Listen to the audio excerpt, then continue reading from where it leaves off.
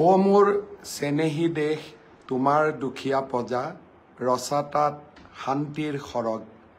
ক'ত পাম এনে প্ৰীতি সৰল প্ৰাণৰ ভাষা সেৱাৰ মহিমাময় ত্যাগ বিনন্দ চন্দ্ৰ বৰুৱাই কৈছিল অমৃত বৰষা মাত জননী মুখৰ সৰি পৰা শুনিলো ইয়াত তাৰেই মোহত পৰি পাহৰি সকলো ভুল গলো জননী কোলাত স্বদেশ স্বজাতি আৰু স্বধৰ্মত থাকি শুনো যেন স্বদেশৰ ভাষা স্নেহময়ী জননীৰ মৌসনা মাত তাতে মাতো নিঃকিনৰ আশা আজিৰ দিনটোত অসমীয়া ভাষা সংস্কৃতিৰ বাবে এক অভূতপূৰ্ব প্ৰাপ্তিৰ দিন খন্তেক সময় আগতে ভাৰতৰ প্ৰধানমন্ত্ৰী নৰেন্দ্ৰ মোদী ডাঙৰীয়াৰ অধ্যক্ষতাত কেন্দ্ৰীয় কেবিনেটে অসমীয়া ভাষাক ক্লাছিকেল লেংগুৱেজৰ মৰ্যাদা প্ৰদান কৰিছে ইয়াৰ আগতে 2004 চনত তামিল ভাষাক 2005 চনত সংস্কৃত ভাষাক 2008 চনত তেলেগু ভাষাক 2008 চনত কানাডা ভাষাক 2013 চনত মালায়ালম ভাষাক আৰু 2014 চনত ওড়িয়া ভাষাক ক্লাছিকেল লেংগুৱেজৰ ভাৰত চৰকাৰে মৰ্যাদা প্ৰদান কৰিছিল ক্লাছিকেল লেংগুৱেজৰ মৰ্যাদা মানে কি ইয়াৰ দ্বাৰা ভাৰত চৰকাৰে এটা ভাষাক স্বীকৃতি দিয়ে যে ইয়াৰ লিখিত সাহিত্য 1500ৰ পৰা 2000 বছৰ পুৰণি যিসমূহ ভাষাৰ এন্টিকুইটি বা পৌৰাণিত্য বা প্ৰাচীন ইয়াৰ যিটো প্ৰাচীন আৰম্ভণি ইয়াক 1500 বছৰ বা 2000 বছৰৰ আগতেই ইয়াক দেখা পোৱা যায় তেনে ভাষাক ক্লাছিকেল লেংগুৱেজৰ মৰ্যাদা প্ৰদান কৰা হয় আজিৰ কেন্দ্ৰীয় কেবিনেটে অসমীয়া আৰু বঙালী দুইটা ভাষাকে ক্লাছিকেল লেংগুৱেজৰ মৰ্যাদা প্ৰদান কৰাৰ পিছত এটা বিতৰ্কৰ ওৰ পৰিল যে অসমীয়া বঙালী ভাষাৰ পৰা উৎপত্তি হৈছিল অৰ্থাৎ দুইটা ভাষাই ইণ্ডিপেণ্ডেণ্ট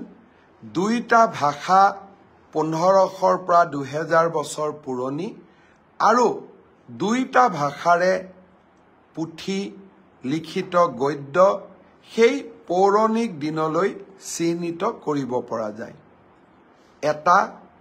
অসমীয়াৰ বাবে আজিৰ দিনটো এটা ডাঙৰ প্ৰাপ্তি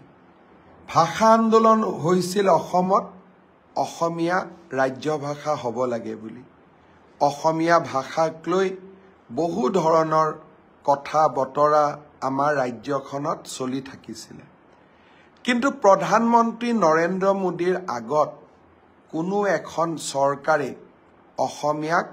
ক্লাছিকেল লেংগুৱেজৰ মৰ্যাদা প্ৰদান কৰাৰ কথা চিন্তা কৰা নাছিল মই যোৱা 3 দিনমান আগতে টুইট কৰিছিলোঁ যে অসমীয়া ভাষাই যদি ক্লাছিকেল লেংগুৱেজৰ মৰ্যাদা পায় ই অৱসৰপ্ৰাপ্ত ন্যায়াধীশ বিপ্লৱ শৰ্মাই অসমীয়া ভাষা সংৰক্ষণৰ কাৰণে দিয়া যিসমূহ অনুমোদন আছিল তাতকৈ এটা মাত্ৰ সিদ্ধান্তই আমাৰ ভাষাটোক বহু দূৰ আগুৱাই লৈ যাব আগতে 6টা ক্লাছিকেল লেংগুৱেজ ভাৰত চৰকাৰে স্বীকৃতি দিছিল আজি মাৰাঠী পালি প্ৰাকৃত অসমীয়া আৰু বঙালী এই ভাষাকেইটাক ক্লাছিকেল লেংগুৱেজৰ মৰ্যাদা প্ৰদান কৰিলে অৰ্থাৎ আমাৰ দেশত এতিয়া 11টা ক্লাছিকেল লেংগুৱেজ হ'ব প্ৰতিটো লেংগুৱেজেই 1500ৰ পৰা 2000 বছৰ পুৰণি প্ৰতিটো লেংগুৱেজেই স্বাধীন আৰু প্ৰতিটো লেংগুৱেজৰ লিখিত আৰু কথিত তাৰ পৌৰাণিকত্ব 2000 বা 1500 বছৰলৈ চিহ্নিত কৰিব পাৰি অসমীয়াৰ বাবে আজিৰ দিনটো এক বিশাল প্ৰাপ্তি অলপ আগতে প্ৰধানমন্ত্ৰী নৰেন্দ্ৰ মোদী ডাঙৰীয়াক মই টেলিফোন কৰিছিলোঁ আৰু প্ৰধানমন্ত্ৰী নৰেন্দ্ৰ মোদী ডাঙৰীয়াক হৃদয়ৰ গভীৰতম কোণৰ পৰা অসমীয়া ৰাইজৰ হৈ ধন্যবাদ আগবঢ়াইছিলোঁ। কোনো আন্দোলন নাই, কোনো দাবী নাই, মাত্ৰ ৰাজ্য চৰকাৰ আৰু কেন্দ্ৰীয় চৰকাৰৰ মাজত কেইখনমান পত্ৰৰ আদান প্ৰদান। মোদী ডাঙৰীয়াক মই সাক্ষাৎ কৰি আজিৰ পৰা কিছু মাহ পূৰ্বে অনুৰোধ কৰিছিলোঁ, দেশৰ সাংস্কৃতিক মন্ত্ৰীৰ লগতো কথা বতৰা পাতিছিলোঁ আৰু সকলোৰে সহযোগিতা, বিশেষকৈ প্ৰধানমন্ত্ৰী নৰেন্দ্ৰ মোদী ডাঙৰীয়াৰ আশীৰ্বাদত আজি অসমীয়াই এক বিৰল মৰ্যাদা প্ৰদান কৰিলে। জ্যোতিপ্ৰসাদ আগৰৱালাৰ এটা কবিতা মোৰ সদায় মনত থাকে। কামৰূপা মোৰ সুৱদী সুৰীয়া, অসমীয়া ভাষা জগত সভালে যাব, উজ্জ্বল সুজ্জ্বল কহিনুৰ পিন্ধি হাঁহি জ্যোতিৰূপা হ'ব। সঁচাকৈয়ে আজি অসমীয়া ভাষাই জগত সভালৈ এক নতুন যাত্ৰা আৰম্ভ কৰিলে। অসমীয়া ভাষাই উজ্জ্বল সুজ্জ্বল কহিনুৰ পিন্ধি হাঁহি জ্যোতিৰূপা হ'ব। মই পুনৰ এবাৰ এই ভাষাটোক জীয়াই ৰখাৰ বাবে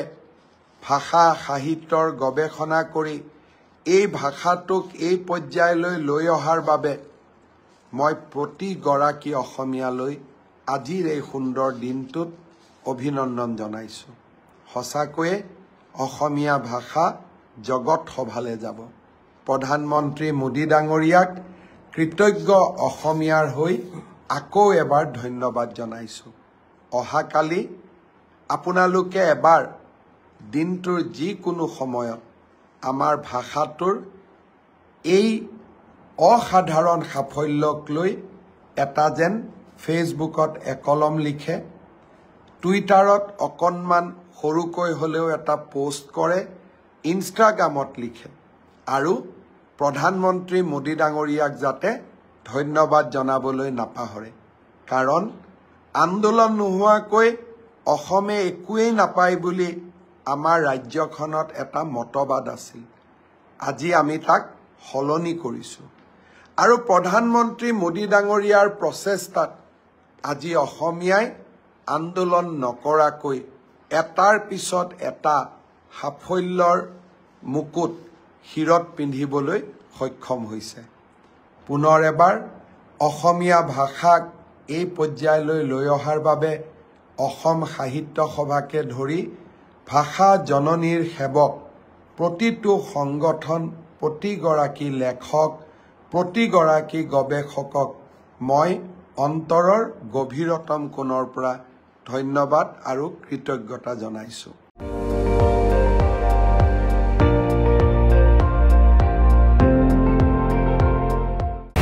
আপুনি চাই আছে ND24, সৰ্বশ্ৰেষ্ঠ নহয় সৰ্বোত্তমৰ দৌৰ।